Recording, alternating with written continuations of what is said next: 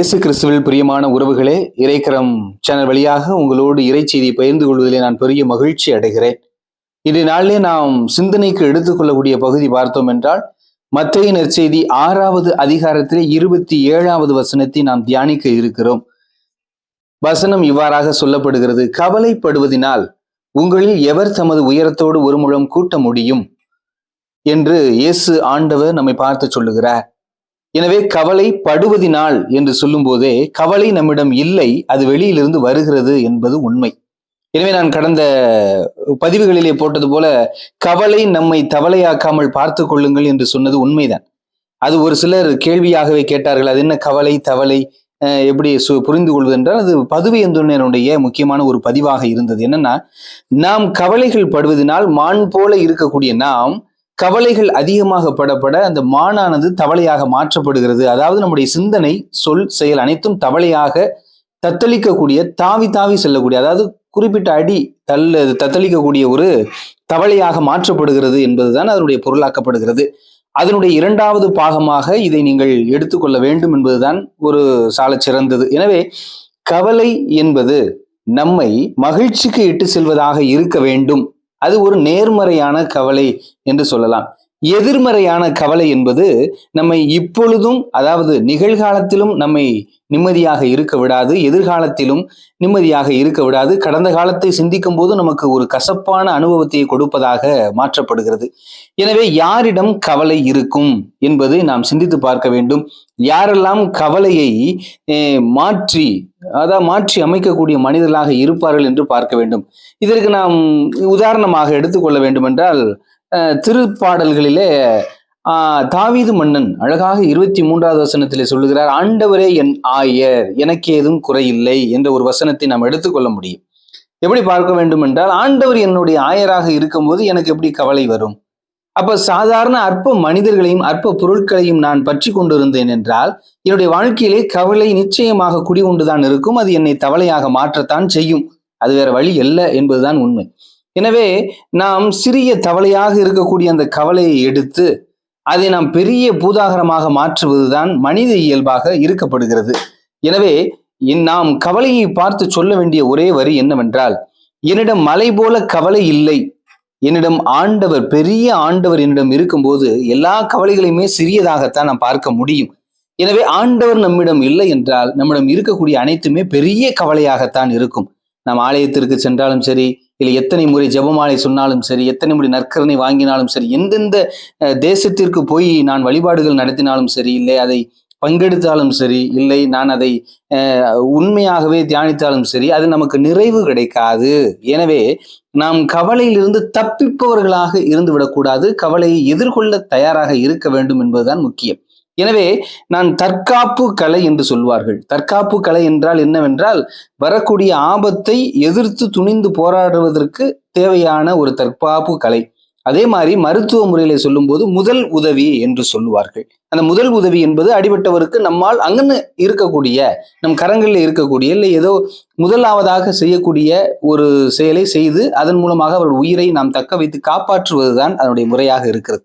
எனவே இந்த தற்காப்பு கலையும் முதல் உதவியும் எதற்காக பயன்படுத்த வேண்டும் என்பதை நாம் தெரிந்து கொண்டிருக்கிற நாம், நம்முடைய வாழ்க்கையில் ஏற்படக்கூடிய அந்த கவலைகளை எப்படி நாம் தற்காப்பு கலை மூலமாக அதை எதிர்கொள்ள முடியும் என்பது மிக முக்கியமாக இருக்கிறது. எனவே அதை எப்படி எதிர்கொள்ள முடியும் என்றால், தாவீதை போல எனக்கு ஆண்டவர் தான் ஆயர் என்ற ஒரு மைய சிந்தனையை நாம் கொண்டிருந்தோம் என்றால் கவலை நம்மிடம் குடிகொள்ளாது. நம் கவலைக்கே கவலையை ஏற்படுத்தி அதை புறம்பே தள்ள முடியும் என்பதுதான் உண்மையாக ஒன்றாக இருக்கிறது. நான் கடவுள் என்னோடு இருக்கும் போதும், நான் அவருக்கு ஆடாக, அவர் எனக்கு ஆயனாக இருக்கும் போதும் எனக்கு குறைகள் ஒன்றுமே ஏற்படாது என்பது உண்மையாக இருக்கிறது. அதே தான் திருப்பாடல் 23:5வது வசனத்துல இவ்வாறாக சூழப்படுகிறது, என்னுடைய எதிரிகளின் கண்முன்னே எனக்கு ஒரு விருந்தினை ஏற்பாடு செய்கின்றீர். அப்படின்னா, நம்முடைய பல நேரங்கள் நம்முடைய எதிரிகளை நினைத்து நாம் கலங்கி கொண்டிருப்போம். ஏன் இப்படி பண்றாங்க, இவங்கெல்லாம் உசுரோடு இருக்கிறாங்களே, இவங்களை ஏன் கடவுள் இன்னும் கொல்லாம வச்சிருக்கிறாரு, இவங்களை ஏன் இப்படி வச்சிருக்கிறாரு அப்படின்னா, அப்ப அதற்காக அல்ல. அவர்களை ஏன் வச்சிருக்கிறார் அப்படின்னா, நம்ம நல்லா வாழ்றத அவங்க பார்க்கணும் அப்படிங்கிறதுக்காண்டி, நம்ம கஷ்டப்படணும் அப்படிங்கிறது தான் கவலையினுடைய நோக்கம். ஆனா நம்ம கவலைப்பட்டுட்டோம் அப்படின்னா கவலை நமக்குள் குடிகொண்டு விடுவான். எனவே அதை எதிர்த்து துணிந்து போராடக்கூடிய தற்காப்பு கலைகளிலே ஒன்று என்னவென்றால் ஜெபத்தை செயலாக்க வேண்டும். நான் ஆலயத்திற்கு சென்றால் ஜெபிப்பேன் என்பது மட்டுமல்ல, கவலைகள் வருவதற்கு முன்பாக நாம் ஜெபத்தில் ஈடுபட்டு அதை செயலாக்கம் கொண்டு வர வேண்டும். இந்த கவலை யார் சொன்னது? என் உடன் பிறந்தவர் சகோதர சகோதரிகளே இப்படி சொல்லுகிறார்களே என்று நாம் சிந்தித்துக் கொண்டிருக்கக்கூடியது ஒரு முறையாக இருக்கத்தான் செய்யும்.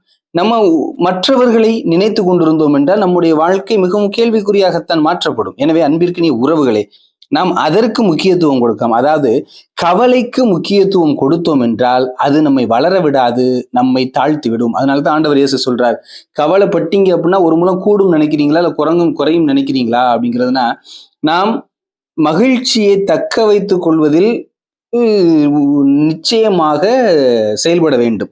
எனவே எப்படி சொல்லுவாங்க அப்படின்னா, உடலை குறைப்பதும் எளிது, கூட்டுவதும் எளிது. ஆனால் நம்ம உடல் எடையை தக்க வைத்துக் கொள்வது என்பது மிகவும் மிகவும் கடினமான ஒன்று. எனவே இன்னைக்கு நம்ம 2 கிலோ அடுத்த வாரத்துல ஏறலாம், அதுக்கு அடுத்த வாரம் 5 கிலோ குறைக்கலாம்.